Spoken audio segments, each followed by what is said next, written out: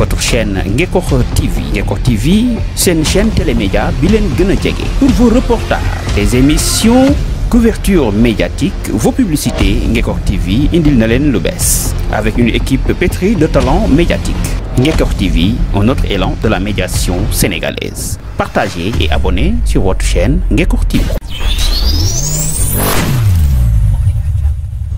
asalaamaaleykum ñoo ngi nuyu ñëpp di nuyu comme niñ koy defee saa su nekk rek toute la région de Thiès di nuyu le département de Mbour waaye di nuyu képp koo xam ne yaa ngi nekk ci commune de Ngekokh ak li ko wër comme ni ñu ko waxee rek Adama Gnilane Faye tey dañuy wax sax ne présidente réseau Suxali Jigéen waaye présidente association Team Octobre Rose commune de Ngekokh dégg naa la léegi yaa ngi wax politique bi waaye lii ku ko gis xam ne c'est une approche boo xamante ne approche communautaire la maanaam ay nit yu jóg rek def li nga xamante ne moom mooy li ñu war seen gox ngir jàppale ci li nga xamante ne fépp foo dem ci àddina waxuma Sénégal sax ñu ngi ko fay def muy ay octobre rose muy mois bi nga xam ne dëjë nañ ko ci lutte contre le cancer du sein et du col de l'utérus tax na ñu ñëw fii ci benn poste de santé ci biir Ngekokh muy poste 2 ki ko jiite nekk ci Diène Sombel Sène ak sage-femme bi nga xam ne mooy madame Yade malheureusement am benn intervention boo xam ne dem na fa waaye recevoir nañu pour jël li nga xamante ne tey mooy don bi nga xam ne ay consommable la pour mën a def li nga xamante ne moom mooy dépistage bi mën a sensibiliser jigéen ñi aussi ci nan la ñuy def pour mën a wottu li nga xam ne moom mooy cancer du sein. loo yi lan moo ko composé. waaw loo yi bu ñu nee dépistage du cancer du col de l'utérus xam nañ ne spéculum vaginal bu njëkk weñ lañ ko daan gisee mais fi mu ne nii am na li nga xamante ne moom mooy jetable yi paquet bi day nekk 100 pièces gis nañu aussi coton dañ ko ciy daal di utiliser masque ñoom dañ koy soxla. gant bi nga xam ne aussi sage-femme bi da koy mooy jumtukaay la ngir mu def yëf yi am na ci waaye li nga xam ne moom mooy acétique aussi bokk na ci kon jumtukaay yooyu la ñu koy defee moom la ñu dajale daal di koy indil ki nga xamante ne moom mooy la sage-femme d'État ngir mu def liggéey boobu te ni mu waral waaw xam nga le prix sax du nekkul loo xam ne am na si importance ñoom ñii di ci liggéey xam nañ ko ñi ngi koy gis li muy tuuti nekkul ay matériel yoo xam ne xaw na yomb jarul sax ñuy def évaluation bi mais sachet carton bi rek am na prix boo xamante ne wax dëgg fa yàlla jar na ko coton yi nag waxaale wuñ ko benn rouleau coton rek xam nañ li muy jar mais le prix jarul sax ñu ko fiy def di wax parce que dañoo ñëw rek te yàlla tax waaw xanaa leneen li nga xam ne aussi itam dolli nañ ko si parce que xam nañ ne poste yi ñoom yàgg nañ ci def ay dépistage yu ni mel daanaka sax ñun li ñuy xeex depuis daaw mooy fexe li nga xam ne mooy la LISCA la ligue bi nga xam ne moom moo habilité def li nga xamante ne moom mooy sensibiliser wala boog di xeex ci wàllum le cancer muy la LISCA da koy def ci ay gox mais loolu dañ koy natt maanaam ab tour la wala boog lu ñuy loterie la gox bu génn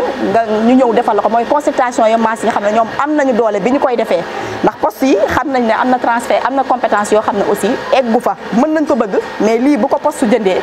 maye ay ticket moom mën na leen a gaañ. ban message ngay lancé jigéen ñi ñu fexe di dépisté wu parce que gàtt na moom dafa war a consulté wu ji mënuñu fi nekk sax di élargi bu ñu paree xëy na ba dem dinañ nekk ci message de sensibilisation yi ci méthode yeeg yu ni mel mais li wér te wóor mooy dépistage moom mooy meilleur allié ngir wattu li nga xamante ne moom mooy cancer du col de l'utérus ak du sein. Faye Adama Gnilane ni nga ko waxee léegi jeune responsable politique présidente réseau Suxali Jigéen waaye présidente aussi li nga xamante ne mooy Team Octobre Rose commune bu Ngekokh. asalaamaaleykum mbooloo mi maa ngi leen nuyu kenn ku nekk ci turam ak santam Alaaji Baara yow ak sa journaliste yi ñu ngi leen di jaajëfal man maa ngi tudd Diène Sombel Sène je suis l'infirmier chef de poste de Ngekokh 2 dans ce district de Mbour. Voilà, merci de la pertinence de la question. Tout d'abord, à travers ma sœur Adama Gnilane, la présidente de Team Rose de Ngekokh, composée de ces vraiment belles dames qui sont là. Franchement, Adama, yow ak sa équipe ñu ngi leen di sant di leen gërëm di rafetlu effectivement seen taneef ak seen présence ci poste santé 2 qui n'est pas également la première des fois. Ceci étant, baar li ma mën a wax ci mbir mi rek mooy que ni octobre rose le mois d'octobre dafa nekk mois boo xamante ne l'État du Sénégal da kaa jël comme benn mois boo xamante ne day accentuer le dépistage du cancer du sein et du cancer du col de l'utérus maanaam cancer u butit njurukaay ak cancer u ween lu jëm ci côté jigéen ñi surtout mu nekk nag au-delà de ça dafa am benn routine loo xamante ne maanaam lii dañ koy def tous les jours hôpital boo dem tous les jours que Dieu fait boo demee ñu defal loolu mais Octobre Rose nag dañuy ne xaar ñu gën a marquer les pas en quelque sorte moo waral boo xoolee ci Sénégal partout dans tous les districts am na benn organisation boo xamante ne nit ñi ñu ngi ko fay def ngir xeex vraiment carrément ci wàllu cancer. boo xoolee district Mbour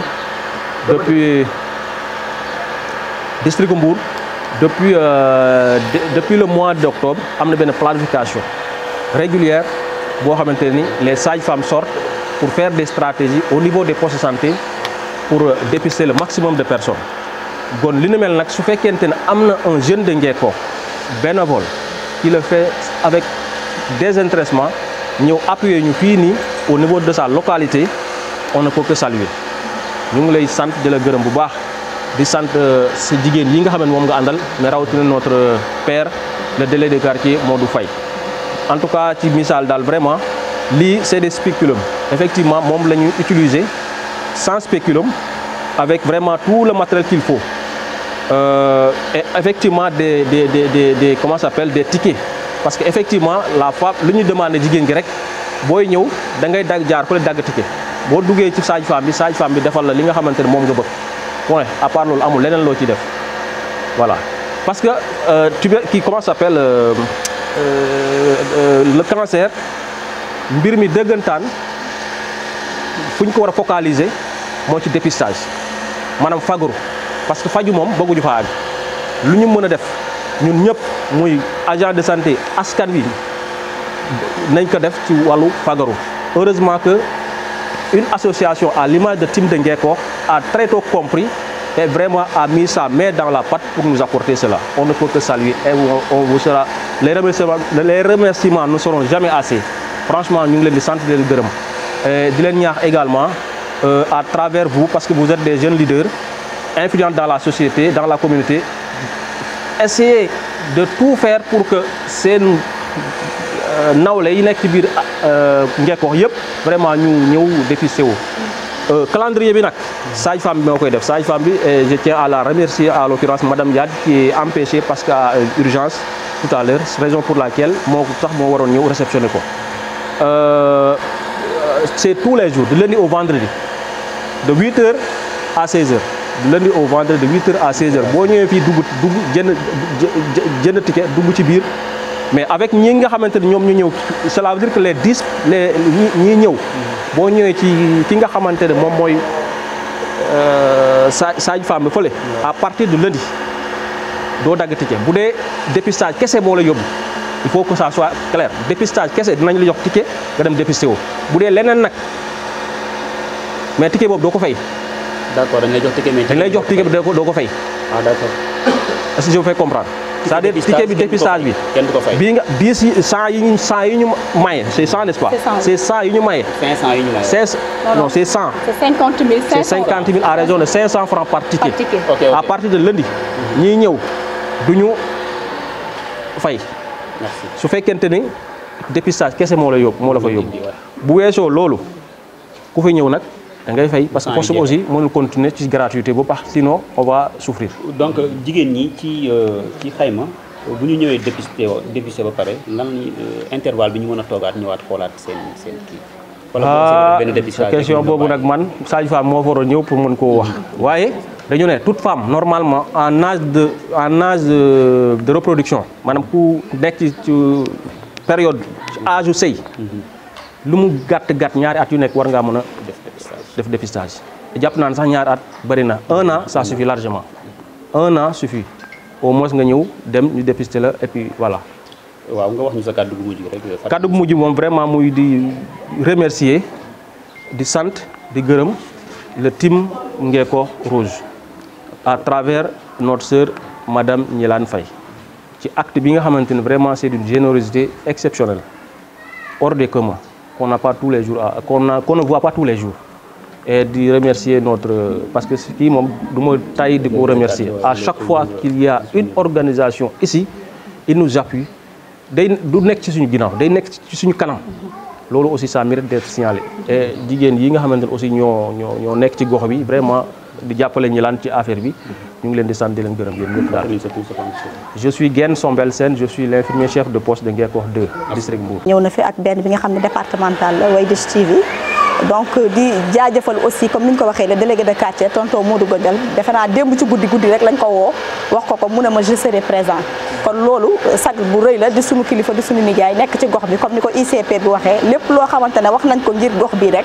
moom moo fay njëkk moom moo fay mujj gis nañ aussi suñu sœur Ami Modou Lamine moom aussi nekk ci jigéen ñi vraiment di si responsable bu mag a mag gis nañ aussi xadipuy ak sunu yaay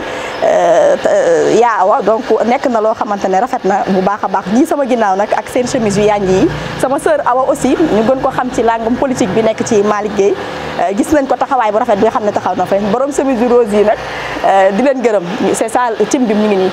liggéey bi ñii ñoom ñoo lañ ci àndal vraiment ñu interpellé li gën a neex mooy nga daw utali nit ñi mais ñoom ñoo daw na ma ñi naan li ngay def kat si poste bi ren doo ko def yow kese def ko association ñu fas yéene ko yaatal mu nekk loo xam dañ ko pérenniser ba lu fiy dugg ci octobre rose ñu xam ne ñoom ñooy soldats yi nga xam ne ñoo koy mëne. nga fàttali leen ne 100 tickets yi ngeen jëndal. waaw 100 tickets yi li ko waral spéculum vaginal paquet bi 100 lay def ci biir maanaam 100 pièces moo nekk ci biir kon 100 jigéen nga mën a consulter comme ni ñu ko waxee léegi am na si loo xam ne bu ko poste gàddoo dafay métti comme 100 tickets 100 jigéen la mën a consulter te xam nañ ne ticket bi ku fi dugg téeméer ngay fay dañ la ko jëndal. mais nag comme ni mu ko waxee na fekk rek lii moo la fi indi ci élan de solidarité bi nga ne consultation ñoom dañ lay daggal sa ticket nga dugg bu saa yi jeexee ak heure bu mu jeex dafay daal di arrêté parce que poste mënul attan loolu moo tax ñun ñi nga xam ne ci approche communautaire ak def ngir yàlla ak def ngir xam ne lu suñu gox ñu daal di jóg rek indil ko li nga xam ne mooy poste bi ci octobre rose bi nga xam ne moom la ñu déjee mois bi nga xam ne moom la ñu déjee sensibilisation ak lutte contre le cancer du col de l'utérus donc dañu xam rek ne le cancer n'est plus un tabou mën nañ ko waxtaane mën nga daw saytu mën nga dem ci sage-femme mu jox la ci ay xel yoo xamante ne boo ko defee mën nga see mucc jaa ngeen jëf merci beaucoup. waaw asalaamaaleykum ginnaaw bi ñu sant yàlla julli ci yonent bi ñu ngi sant mbooloo mi yëpp di gërëm ñëpp di baal àq ñëpp tey baalu àq ñëpp day ñaan yàlla ñu yàlla buur boole baal. di rafetlu encore li nga xamante ne nii mooy don bi nekk fii dañu indil ko mu jagleel ko poste santé 2 bi. di pour waa Ngekoox yëpp encore kontaan nañ ci lool ñu ngi ñaan encore ñi nga xamante ne ñoo jël initiative bi ba def ko ñu ngi leen di ñaanal li ñu mën ren yàlla nañ ko mën lépp loolu déwén ci barke yonante bi. di gërëm di sant seen mi nga xamante moo nekk ci poste santé bi jàmbaar la lool du bàyyi du tay waxtu woo fi ñëwee ak heure bu muy mënti doon dana def itteem ci yow toppatoo la ba. sa soxla mat nga dem kon nag ñu ngi ko ci sant di ko ci gërëm di gërëm di sant encore ñilaan mi nga xamante ne bi ak équipe am bii na ci ginnaawam ñu ngi leen di sant di leen gërëm bu baax te di leen ñaanal yàlla na yàlla kattanal leen doole leen xéewal ba nga xamante ne lépp lu ñu mën ren yi rek lañ la mën lu ëpp loolu déwén lii nag di loo xamante ne bi képp ku ne ci ñun